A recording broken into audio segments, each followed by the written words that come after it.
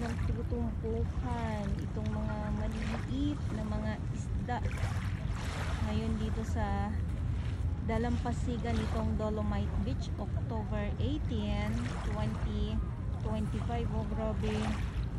Dahil nga po init at saka ulan, nabubulabog na naman tong mga isda, kaya nandito ngayon sila sa pinakatabi.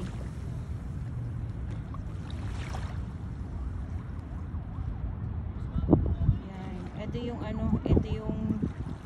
Ito yung nangingitim ngayon sa Dolomite Beach po.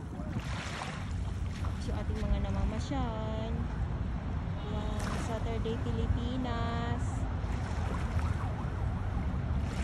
Sabihin nyo hindi Dolomite sign. Ayan ha. Yan po. Ang dami. Yan, akala nyo kung ano yung kumukulo-kulo. Mga maliliit na mga isda.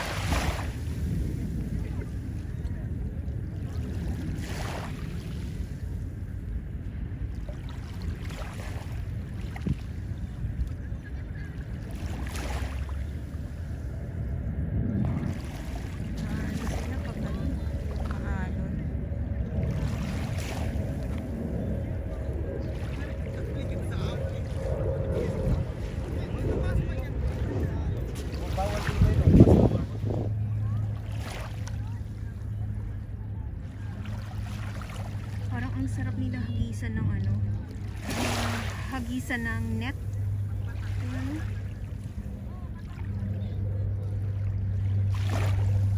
Sa dami pa naman eh.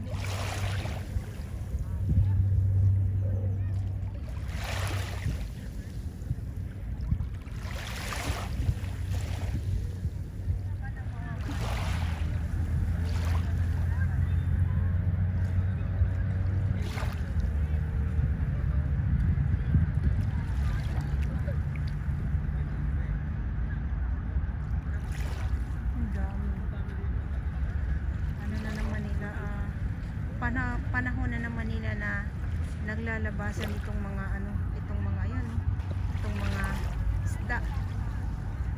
Kung mainit pa, mas maganda siguro na.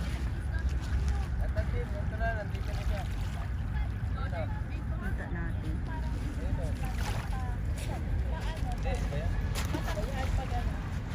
Okay, ayun.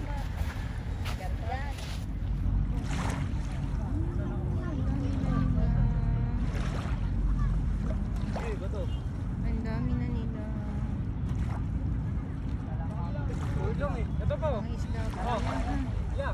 Mga isda po yan ngayon dito sa Manila Dolomite Beach na kung saan ay tumatabi na itong mga maliliit na isda. Panahon nila ngayon dahil ulan, init, or kung hindi naman ay bagyo. Bagyo. Kanina pagdating ko bigla namang umulan. Ayan grabe Tapos sasabihin ng iba aquarium, or kung hindi naman ay nilagay ko lang yung mga isda na dito ngayon. Hindi po grabe na yan yung ganito kadami, ang hirap maglagay ng ganitong mga isda ngayon dito sa Manila Dolomite Beach. At yung ating mga namamasyal, nandyan sila. Ayan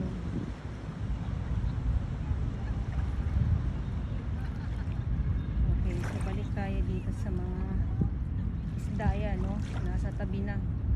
Kulang na lang talaga magano ako dito ng net. Yan yung mga na yan, mga isda po yan. Inuulit-ulit ko po para sa ibang mga viewers ko. Ngayon ay October 18, 2025. Okay, so dahil nga po ay naglalabasan itong mga isda na mga maliliit ngayon dito sa Manila Bay Dolomite Beach po.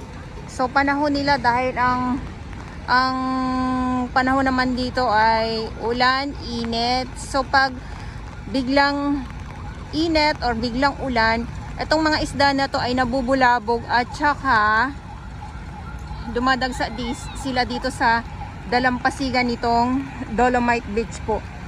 So tuloy lang po ang update natin at ito na nga no, umuulan na. Umuulan na at sana wag naman lumakas ang ulan pero nga ay may bagyo na naman. So hindi ko lang alam kung anong pangalan ng bagyo.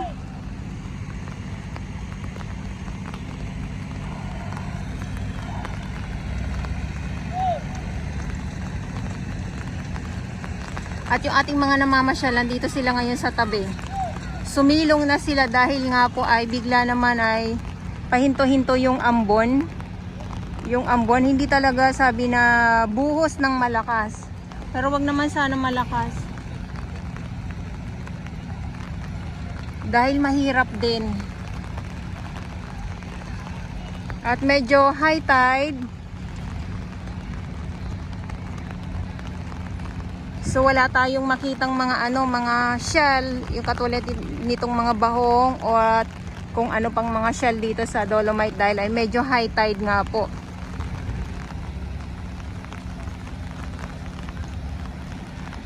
Ayan na, lumalakas-lakas na yung hangin.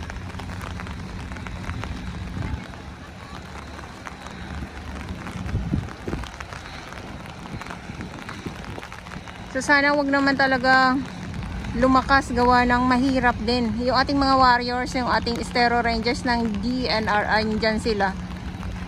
So yung ating DPS Mandaragat naman po, doon naman po yun sila sa Manila Yacht Club. At yung ating MMDA nandito din po sa Manila Bay Dolomite Beach po. Sa mga hindi po nakakaalam, kasi may mga viewers pa din po tayo na hindi nila alam. Kaya ako naman, inuulit-ulit ko po yan kung sino yung mga naglilinis dito. Halimbawa, Estero Rangers, ayan. So, DENR po yan. Tapos yung MMDA, tapos yung DPS Mandaragat. So, Maynila po yan. Ayan.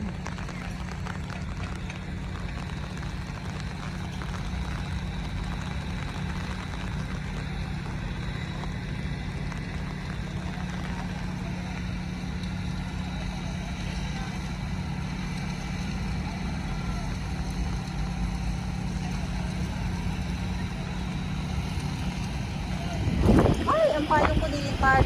Yung payong ko nilipad.